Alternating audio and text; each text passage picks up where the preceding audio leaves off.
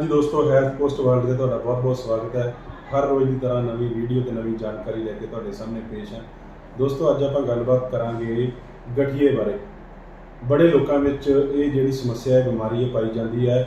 ਇਹਦੀ ਸ਼ੁਰੂਆਤ ਕਿਵੇਂ ਹੁੰਦੀ ਹੈ, ਕੀ ਇਹਦੇ ਲੱਛਣ ਰਹਿੰਦੇ ਹੈ ਤੇ ਇਹਦਾ ਇਲਾਜ ਕੀ ਹੈ, ਇਹਦੇ ਬਾਰੇ ਆਪਾਂ ਅੱਜ ਜਾਣਕਾਰੀ ਲਵਾਂਗੇ ਡਾਕਟਰ ਧਾਇਲ ਤੋਂ। ਤੇ ਉਹੀ ਆਪਾਂ ਨੂੰ ਦੱਸਣਗੇ ਕਿ ਕੀ ਇਹਦੀ ਸ਼ੁਰੂਆਤ ਕਿਵੇਂ ਹੁੰਦੀ ਹੈ ਤੇ ਇਹਦਾ ਜਿਹੜਾ ਇਲਾਜ ਹੈ ਉਹ ਕਿਸ ਢੰਗ ਨਾਲ ਹੋ ਸਕਦਾ ਹੈ। ਆਓ ਗੱਲਬਾਤ ਕਰਦੇ ਹਾਂ ਡਾਕਟਰ ਧਾਇਲ ਨਾਲ। ਡਾਕਟਰ ਸਾਹਿਬ ਬਹੁਤ ਸਵਾਗਤ ਹੈ। ਹਾਂਜੀ ਡਾਕਟਰ ਸਾਹਿਬ, ਅੱਜ ਆਪਾਂ ਗੱਲ ਕਰਾਂਗੇ ਗਠੀਏ ਬਾਰੇ। ਡਾਕਟਰ ਸਾਹਿਬ, ਗਠੀਆ ਕੀ ਹੁੰਦਾ ਕੀ ਹੈ ਜੀ ਇਹ, ਤੇ ਇਹ ਕਿਵੇਂ ਇਹਦੀ ਸ਼ੁਰੂਆਤ ਹੁੰਦੀ ਹੈ ਸਰ? गठिया एक मल्टी सिस्टम डिजीज़ है। मतलब ये कई सारे ऑर्गन्स को इन्वॉल्व करता है। उसमें मेनली ये जॉइंट्स को इन्वॉल्व करता है। जॉइंट्स का आम भाषा में अपने आम लोगों में ये समझ सकते हैं कि ये जोड़ों का रोग है। अच्छा, तो ਇਹਦੀ ਸ਼ੁਰੂਆਤ ਹੈ ਡਾਕਟਰ ਸਾਹਿਬ, ਉਹ ਕਿਵੇਂ ਹੁੰਦੀ ਹੈ ਜੀ ਸਰੀਰ ਦੇ ਵਿੱਚ? शुरुआत में मरीज़ को कई तरह की दिक्कतें होती है। जैसे उसको थकावट होती है, उसको हल्का बुखार भी रह सकता है, उसको भूख कम लगती है, उसको वेग पेन होता है, यानी कि उसको मसल में, मांसपेशियों में, थोड़ा जोड़ों में या पूरे शरीर में, बॉडी एक टाइप पूरे शरीर का दर्द होता है। ਤੇ ਡਾਕਟਰ ਸਾਹਿਬ, ਇਹ ਜਿਹੜਾ ਇਹ ਹਰ ਇੱਕ ਨੂੰ ਕਿਸੇ ਨੂੰ ਵੀ ਹੋ ਸਕਦਾ ਹੈ ਜਾਂ ਇਹ ਕੋਈ ਸਪੈਸ਼ਲ ਮਤਲਬ ਕੋਈ ਬੋਡੀ ਦਾ ਸਟਰਕਚਰ ਦੇ ਹਿਸਾਬ ਨਾਲ ਹੁੰਦਾ? ਕਿੰਨਾ ਨੂੰ ਹੁੰਦਾ ਡਾਕਟਰ ਸਾਹਿਬ ਇਹ ਜ਼ਿਆਦਾ ਜੀ? वैसे तो इस रोग के कारण का पता नहीं है, मतलब अननोन इटियोलॉजी होती है इसकी। इसका रोग का पता नहीं होता कि ये क्यों होता है। लेकिन इसकी जो शुरुआत है वो 35 से 50 साल की उम्र के बीच में होती है, और उसके बाद भी होता है, और उससे पहले भी ये हो सकता है। लेकिन मेनली ये 35 से 50 के बीच में, नियर अबाउट 80% लोगों में ये 35 से 50 के बीच में शुरू होता है, और औरतों में ये आदमियों के मुकाबले ज़्यादा कॉमन होता है। ਔਰਤਾਂ ਨੂੰ ਜ਼ਿਆਦਾ ਜਿਹੜੀ ਮੁਸ਼ਕਿਲ ਹੈ ਡਾਕਟਰ ਸਾਹਿਬ ਗਠੀਏ ਦੀ ਹੁੰਦੀ ਹੈ? हाँ जी। ਅੱਛਾ, ਤੇ ਡਾਕਟਰ ਸਾਹਿਬ ਇਸ ਗਠੀਆ ਜਿਹਨੂੰ ਹੋ ਜਾਂਦਾ ਹੈ ਉਹਦੇ ਫਿਰ ਲੱਛਣ ਕੀ ਰਹਿੰਦੇ ਨੇ ਜੀ? ਮੇਨ ਲੱਛਣ ਕਿਹੜੇ ਕਿਹੜੇ ਹੁੰਦੇ ਆ ਜੀ?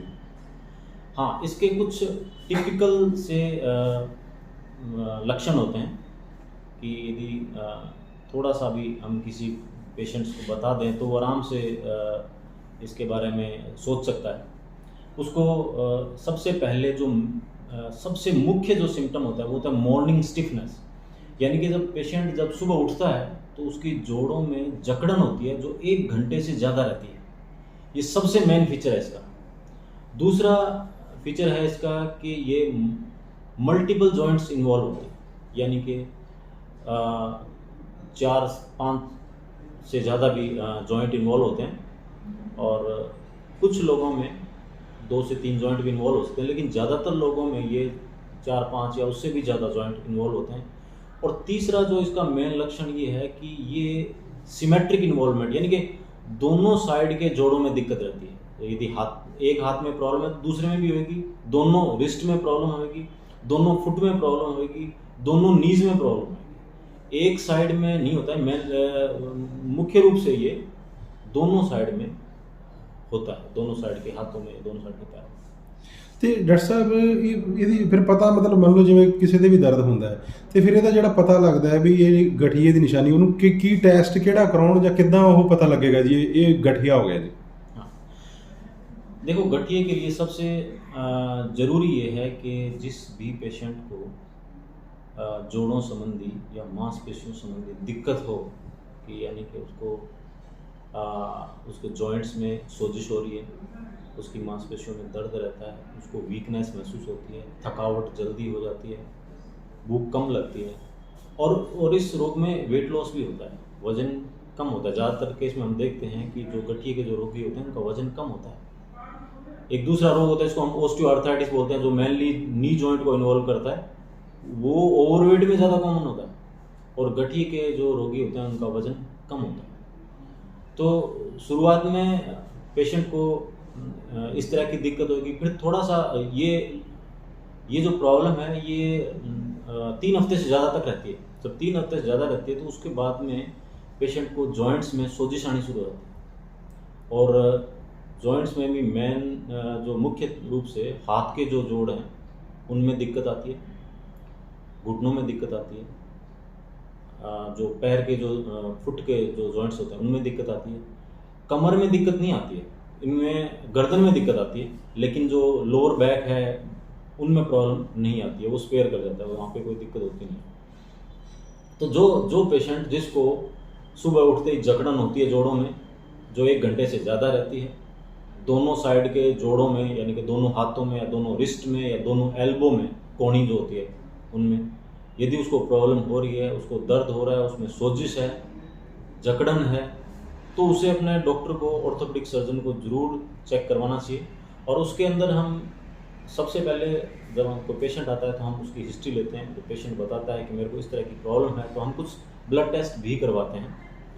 उसमें कई तरह के ब्लड टेस्ट होते हैं, जैसे आर फैक्टर होता है, एक NTCCP होता है, एक ESR होता है, CRP होता है, इस तरह के कई सारे ब्लड टेस्ट होते हैं। और उसके बाद और पेशेंट के सिम्टम को देख करके हम ये पता लगाते हैं कि पेशेंट को गठिया है।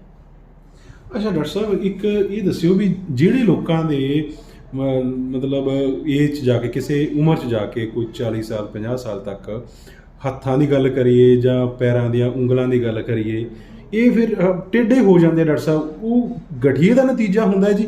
ਔਰ ਫਿਰ ਜੇ ਇਹ ਸਟੇਜ ਆਉਂਦੀ ਹੈ ਤਾਂ ਫਿਰ ਇਹ ਸਟੇਜ 'ਤੇ ਬੰਦਾ ਕਿਉਂ ਪਹੁੰਚ ਜਾਂਦਾ ਹੈ ਵੀ ਪਹਿਲਾਂ ਟ੍ਰੀਟਮੈਂਟ नहीं लिया ਹੁੰਦਾ, ਜਾਂ ਕੀ ਕਾਰਨ ਰਹਿੰਦੇ ਸਰ?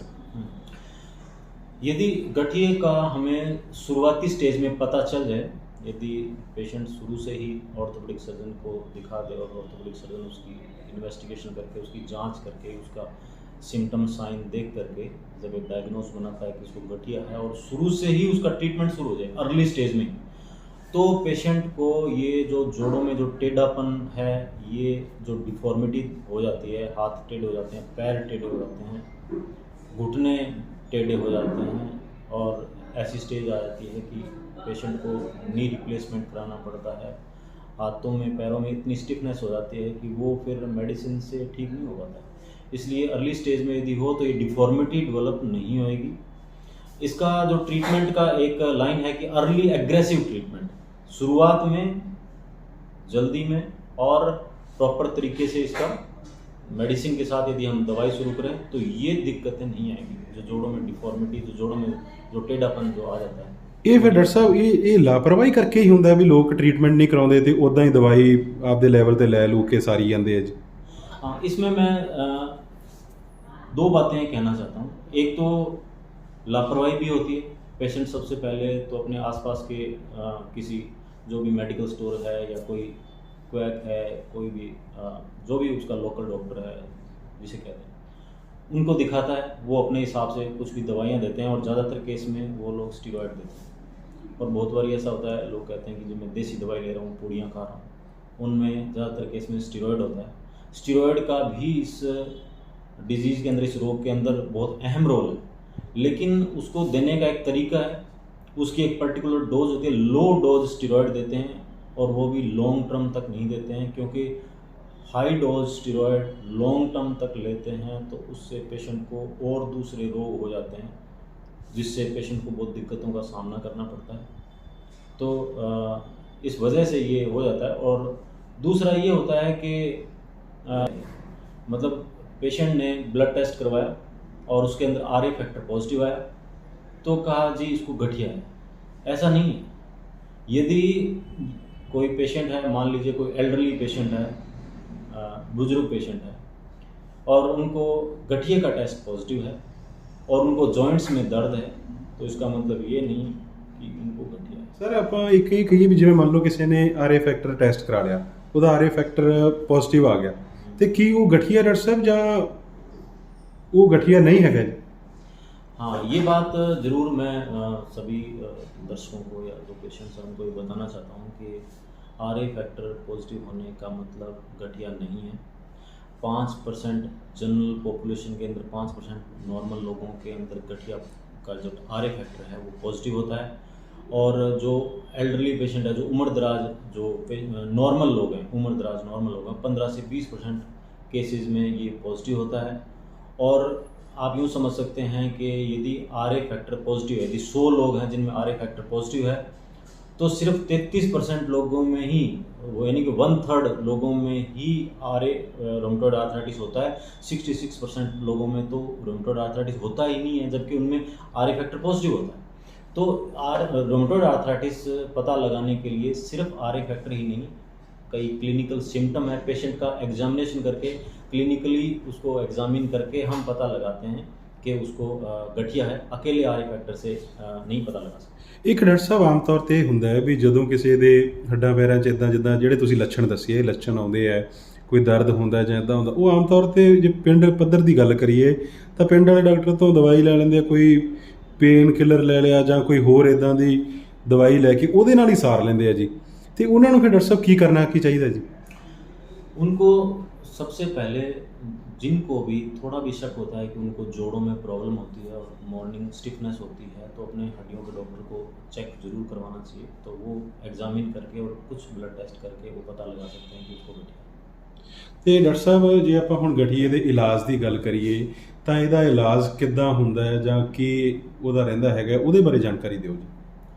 इसके इलाज के लिए बहुत सारी मेडिसिन्स अवेलेबल हैं, जो नॉर्मल, जिसको बहुत कई ऐसे पेशेंट्स होते हैं जिनको मामूली प्रॉब्लम होती है, तो उस केस में जो एक non steroidal anti inflammatory drugs आती है, जिनको आम भाषा में पेन किलर बोलते हैं। एक्चुअल में वो सिर्फ पेन किलर नहीं होती, वो एंटी इन्फ्लामेटरी ड्रग्स होती हैं जो जोड़ों में सोजिश, सूजन को कम करती है, घटाती है, वो है। उसके अलावा बहुत सारी और दवाइयाँ हैं, अवेलेबल हैं, जो इस रोग को काफ़ी कंट्रोल कर देती हैं। एक ऐसी कोई मेडिसिन अभी तक अवेलेबल है जिसको हम ये कह सकते हैं कि ये उसको बिल्कुल ठीक कर देती है, लेकिन बहुत सारी ऐसी दवाइयाँ हैं जिनसे मरीज़ को गठिया काफ़ी मात्रा में कंट्रोल हो जाता है और उसको डिजीज़ इस तरह का नहीं होता है कि मरीज़ को उसके जोड़ों में कोई टेढ़ापन आ जाए और या कोई और दिक्कत हो जाए। ਤੇ ਡਾਕਟਰ ਸਾਹਿਬ ਇਹਦਾ ਫਿਰ ਪੂਰਨ ਇਲਾਜ ਸੰਭਵ ਹੈ ਜਾਂ नहीं जी? मरीज़ को दवाई लेनी पड़ती है बहुत लंबे लंबे वक्त तक।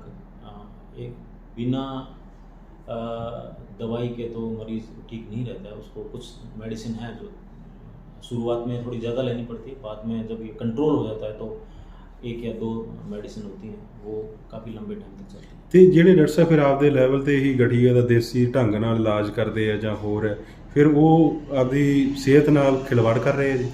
बिल्कुल, वो ज़्यादातर स्टीरॉयड ही लेते हैं और वो हाई डोज स्टीरॉयड लेते हैं और लंबे टाइम तक स्टीरॉयड लेते हैं, जिससे उसको, मरीज़ को शुगर की प्रॉब्लम हो सकती है, बीपी की प्रॉब्लम हो सकती है और हड्डियों में ओस्टियोपोरोसिस यानी कि हड्डियां बहुत कमज़ोर हो जाती है और उनकी स्किन में दिक्कत होती है, स्किन पतली हो जाती है, उनको कैटरेक्ट की प्रॉब्लम यानी कि आँखों में, आँख के अंदर मोतियाबिंद जिसको बोलते हैं वो हो जाता है और मल्टीपल प्रॉब्लम्स हो जाती है स्टीरॉयड की वजह से।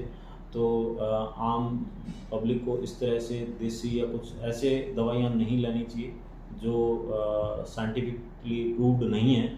ऐसी मेडिसिन लेनी चाहिए जो ऑर्थोपेडिक सर्जन के पास जाकर, जो साइंटिफिकली प्रूव्ड है, जिनका डाटा अवेलेबल है कि इनसे रोगी ठीक होते हैं। ਤੇ ਡਾਕਟਰ ਸਾਹਿਬ ਜਿਹੜੇ ਗਠੀਏ ਨਾਲ ਸੰਬੰਧਿਤ ਇਹਨਾਂ ਲੱਛਣਾਂ ਦਾ ਸਾਹਮਣਾ ਕਰ ਰਹੇ ਆ ਜਾਂ ਜਿਨ੍ਹਾਂ ਨੂੰ ਗਠੀਆ ਹੈ, ਉਹਨਾਂ ਨੂੰ ਕੋਈ ਖਾਣ ਪੀਣ ਦਾ ਵੀ ਧਿਆਨ ਰੱਖਣ ਦੀ ਲੋੜ ਹੁੰਦੀ ਹੈ ਡਾਕਟਰ ਸਾਹਿਬ? हाँ, खाने पीने का थोड़ी मात्रा में है, उसका रोल है। एक तो स्मोकर नहीं होना चाहिए, स्मोकिंग नहीं करनी चाहिए, अल्कोहल कंजम्पशन नहीं होना चाहिए और दूसरा ये है कि प्रोटीन डाइट्स और कैल्शियम डाइट लेंगे तो बोन्स सही रहेंगी, हड्डियाँ सही रहेंगी, जोड़ ठीक रहेंगे। अदरवाइज़ वैसे कोई स्पेसिफिक ऐसी डाइट नहीं है जो हम कहें कि ये लेगा तो वो मरीज़ ठीक हो जाएगा या बहुत कोई फ़र्क पड़ेगा। ठीक है डॉक्टर साहब, thank you. Thank you ji.